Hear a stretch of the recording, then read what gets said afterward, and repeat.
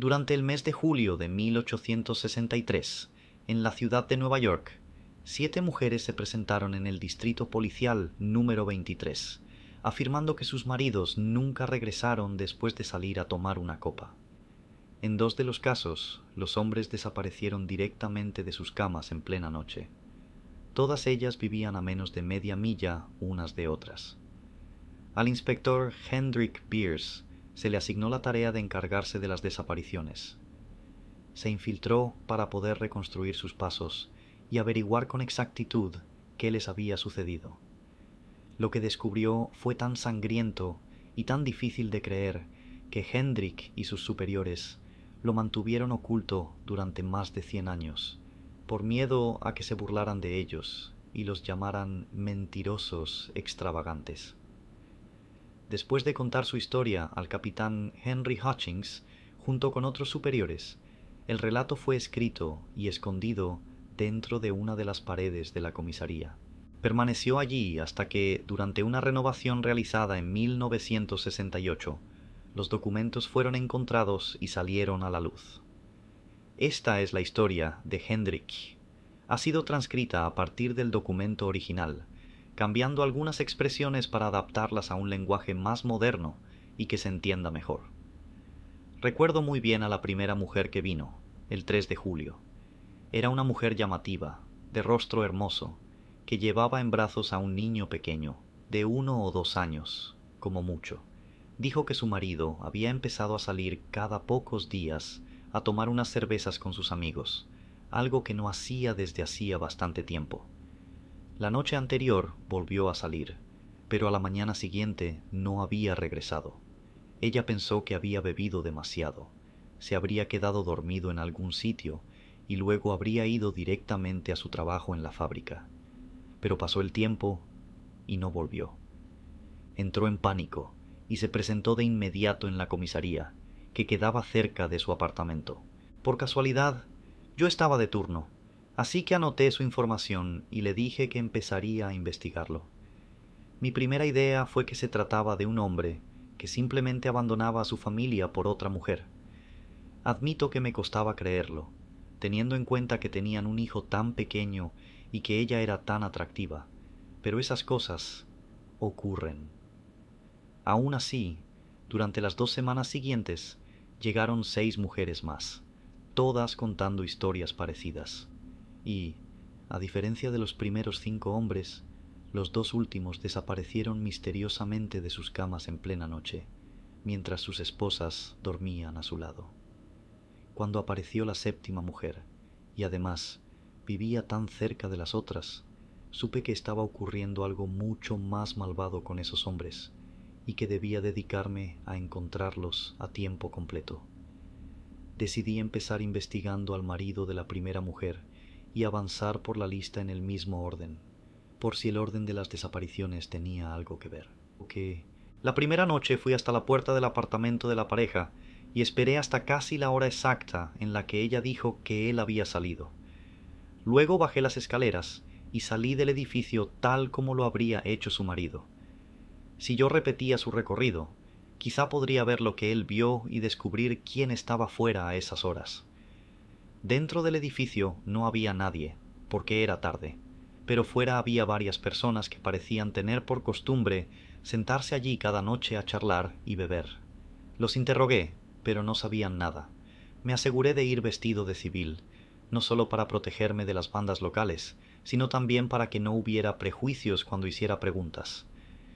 Cada noche, durante los 7 días siguientes, repetí lo mismo. Las 3 primeras noches no obtuve nada. Todos decían no saber nada, o fingían no saberlo. Pero la 4ª noche encontré mi primera pista real, y la 5ª, 6ª y 7ª confirmaron lo que descubrí aquella 4ª noche. Todos los hombres les habían dicho a sus esposas que iban a salir a tomar una copa rápida con amigos, pero en realidad se dirigían a un lugar llamado 22 Acacia Avenue. Ese era un término secreto que los hombres usaban para referirse a un burdel de la zona. Me lo contó un amigo del 4º hombre desaparecido. Dijo que lo invitaron a ir, pero que se negó por motivos morales. Aún no había logrado averiguar dónde estaba exactamente, porque el amigo no lo sabía. Solo sabía que se encontraba por los alrededores. También me dijo que, si llegaba a descubrir su ubicación, vendría a la comisaría para avisarme. No me quedó otra opción. Empecé a caminar por las calles a altas horas de la noche y a seguir a pequeños grupos de hombres para ver si alguno me conducía hasta ese lugar. Después de varios días sin suerte, vi a un grupo de 3 hombres salir de un pub. Miraron a su alrededor como si fueran a hacer algo que no debían, asegurándose de que nadie los siguiera, y entonces comenzaron a caminar. Para no levantar sospechas, entré de nuevo al pub y esperé varios minutos antes de salir. Luego, por supuesto, empecé a seguirlos desde una distancia prudente. Antes de salir, miré mi reloj de bolsillo para poder medir cuánto tardarían en llegar desde allí. 20 minutos después los vi detenerse ante un edificio de apartamentos abandonado, de 3 pisos, junto al río Este. Recuerdo que era el edificio que se incendió el año anterior. Ellos volvieron a mirar alrededor y se dirigieron hacia la parte trasera. Mientras los observaba, se me pasó por la cabeza ir a buscar ayuda. Al final, decidí continuar siguiéndolos, pero con extrema cautela. Esperé 15 minutos antes de rodear el edificio por detrás, y mientras caminaba lentamente por el lateral, el miedo me golpeó por primera vez desde que había comenzado la investigación. Instintivamente puse la mano sobre mi pistola, asegurándome de que la llevaba conmigo, aunque tenía la extraña sensación de que no sería suficiente para mantenerme a salvo. Cuando llegué al borde del edificio, asomé la cabeza y miré con cuidado, comprobando que no estuvieran allí. Luego avancé, siempre con cautela, hasta llegar a la puerta trasera, que estaba cerrada. Miré las ventanas, dudando si entrar por una de ellas, pero estaban cerradas y todavía tenían los cristales. Yo quería hacer el menor ruido posible, y abrir una ventana no sería silencioso. Además, sabía que tendría que encender mi linterna, porque dentro estaría demasiado oscuro para ver algo, y eso podría delatarme. Por suerte, el cristal de mi linterna apenas iluminaba. Era vieja y estaba cubierta de hollín, porque llevaba tiempo sin limpiarla. Eso me dio la confianza necesaria para encenderla y entrar. Apenas abrí la puerta y di un paso adentro, escuché a un hombre encima de mí gritar: «¿Qué, en nombre de Dios, eres tú?». Y acto seguido soltó el grito más perturbador que he oído en mi vida. Se cortó de golpe a los pocos segundos, y después llegó un silencio casi tan inquietante como el grito.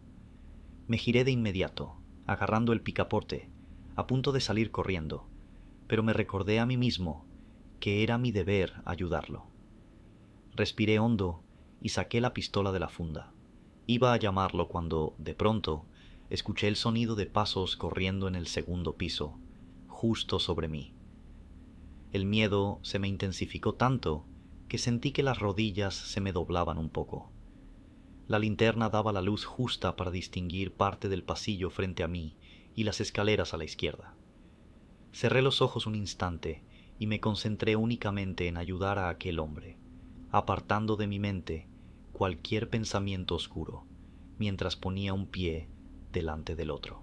El grito y los pasos habían venido directamente de encima de mí, así que, cuando llegué a lo alto de las escaleras, giré a la derecha y vi que había 2 habitaciones, una a cada lado. Antes de acercarme a la primera, amartillé la pistola, exhalé y caminé despacio hasta la habitación de la izquierda. La puerta estaba entreabierta, así que levanté el pie y la abrí del todo. No había nada dentro, salvo muebles viejos y desgastados que parecían haber sido usados por las ratas para hacer sus nidos. Al darme la vuelta para ir a la otra habitación, solté una maldición entre dientes. Esa puerta estaba cerrada. Intenté girar el pomo sosteniendo la linterna, pero no cedía. Eso significaba que tendría que liberar una mano. Fue una decisión fácil.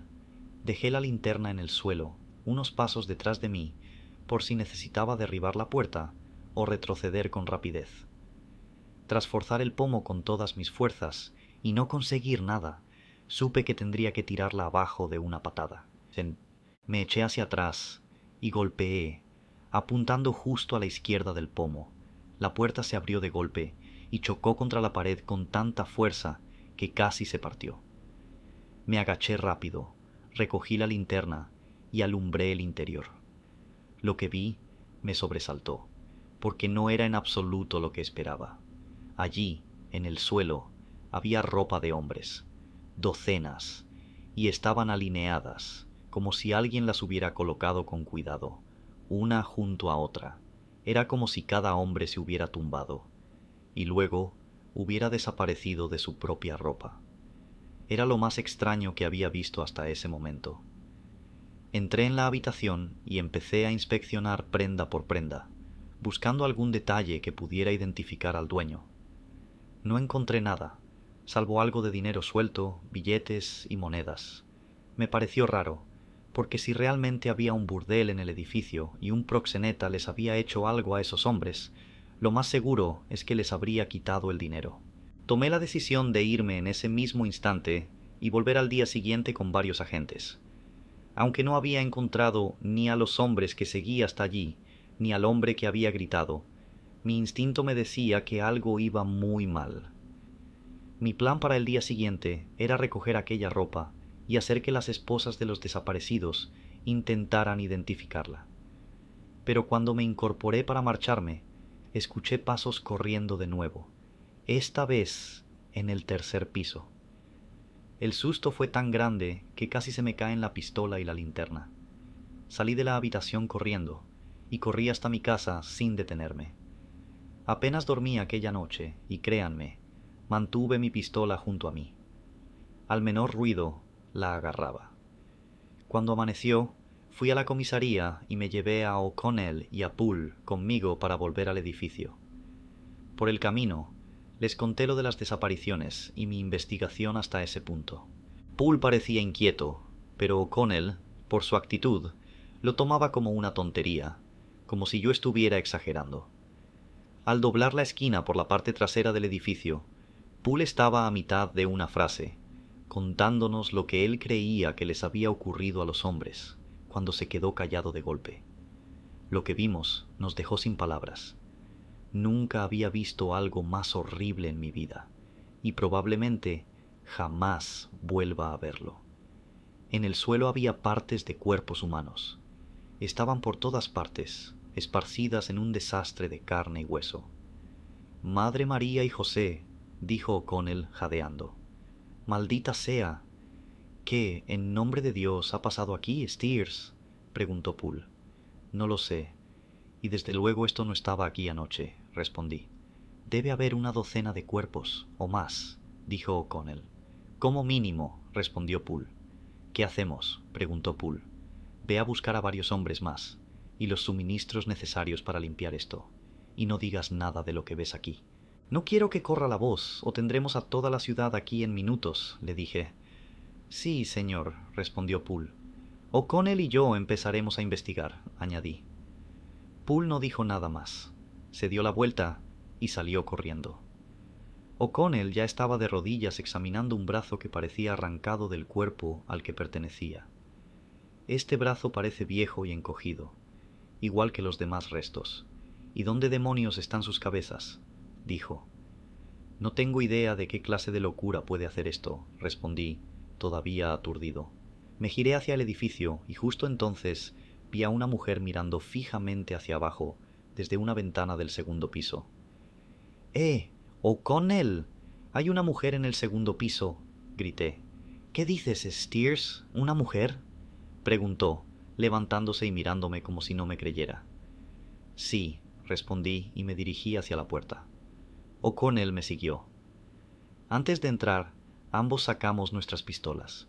Ya dentro, le señalé las escaleras que había usado la noche anterior y le dije que él fuera delante. No había puesto el pie en el primer escalón cuando oímos pasos corriendo. O'Connell me miró con miedo en los ojos, pero se recompuso rápido y subió lo más deprisa que pudo, con 2 escalones de distancia entre él y yo. Al llegar arriba, vio el pasillo con claridad, y señalando hacia el extremo opuesto, dijo: «Por Dios, Tienes razón. Ahí está. La mujer corrió hacia la escalera y desapareció de la vista, y nosotros salimos tras ella. Mientras corríamos, tuve la certeza de que no la encontraríamos. Algo maligno estaba ocurriendo, y nosotros estábamos en medio. Cuando llegamos a la escalera, volvimos a oírla correr, pero esta vez desde el tercer piso. Yo subo, tú baja. Asegúrate de que no salga a escondidas. Nos vemos aquí en 10 minutos, la encuentres o no, dije, respirando con dificultad, mientras empezaba a subir. No le temo a ningún hombre, pero admito que aquello me aterraba. Cada escalón se sentía como un paso más cerca de mi muerte.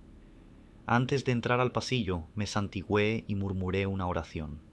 Era mi deber encontrarla, aunque, en el fondo, esperaba no hacerlo. Cuando entré y miré a ambos lados, me alivió ver el pasillo vacío.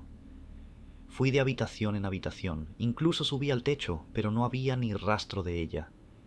10 minutos después nos reunimos de nuevo en la escalera. Nada en el primer piso, dijo O'Connell en voz baja. Yo asentí y respondí en un susurro. Igual. No está arriba. Tiene que estar en este piso. No hay forma de que haya salido sin que la viéramos. Le hice un gesto para que revisara las habitaciones del lado izquierdo mientras yo revisaba las del derecho. La última habitación que quedaba por comprobar era aquella donde había encontrado la ropa, pero por alguna razón la puerta estaba cerrada otra vez, y eso me puso nervioso. Antes de abrirla, asentí hacia O'Connell para que estuviera preparado. Empujé la puerta y me quedé helado. La habitación estaba completamente vacía. O'Connell me miró, desconcertado, mientras yo encogía los hombros, incapaz de creerlo. Te creo. ¿Cómo no voy a creerte después de esto?, susurró. Nos quedamos en silencio, pensando en todo lo ocurrido. Poco después, oímos voces afuera y supimos que debía ser Poole, junto con los otros hombres. Así que salimos. Estaban todos allí, mirándolo todo con incredulidad cuando nos unimos a ellos. Vi que Poole había traído al cabo Baxter y a McCadlin. ¿Qué ha pasado aquí? ¿Dónde demonios están sus cabezas?, preguntó el cabo Baxter. No tenemos idea, respondí, y les conté toda la historia hasta el momento en que llegaron. Pasamos el resto del día examinando los restos en busca de pistas, anotando lo poco que encontramos, y luego limpiamos los cuerpos. También registramos el edificio y los alrededores, con la esperanza de encontrar a la mujer, pero no hallamos nada. Aún así, yo habría podido reconocerla si volvía a verla. Tenía un rostro particular, bastante bonito, y jamás olvidaré la forma en la que me miraba desde la ventana, porque me hizo sentir profundamente incómodo. 8 días después, ocurrió algo que no puedo explicar y que aún me atormenta.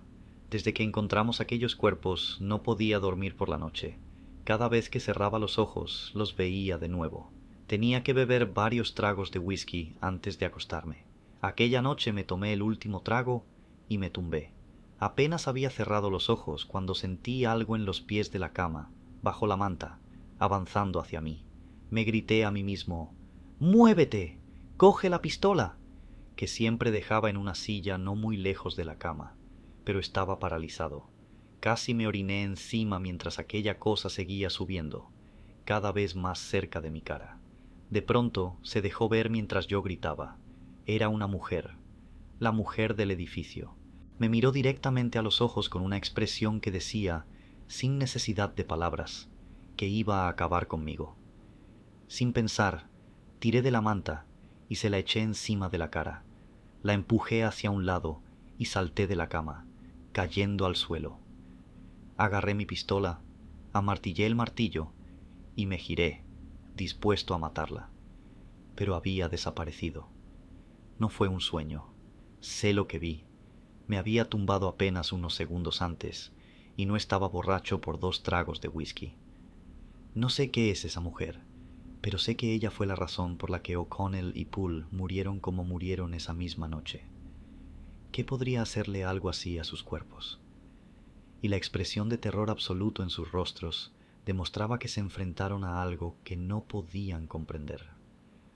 O'Connell y Poole fueron encontrados muertos en sus camas al día siguiente, después de que la mujer visitara a Steers. Sus cuerpos parecían haber envejecido 50 años de la noche a la mañana, exactamente igual que aquellos restos que habíamos encontrado junto al edificio. Steers nunca resolvió el caso y todo se mantuvo en secreto.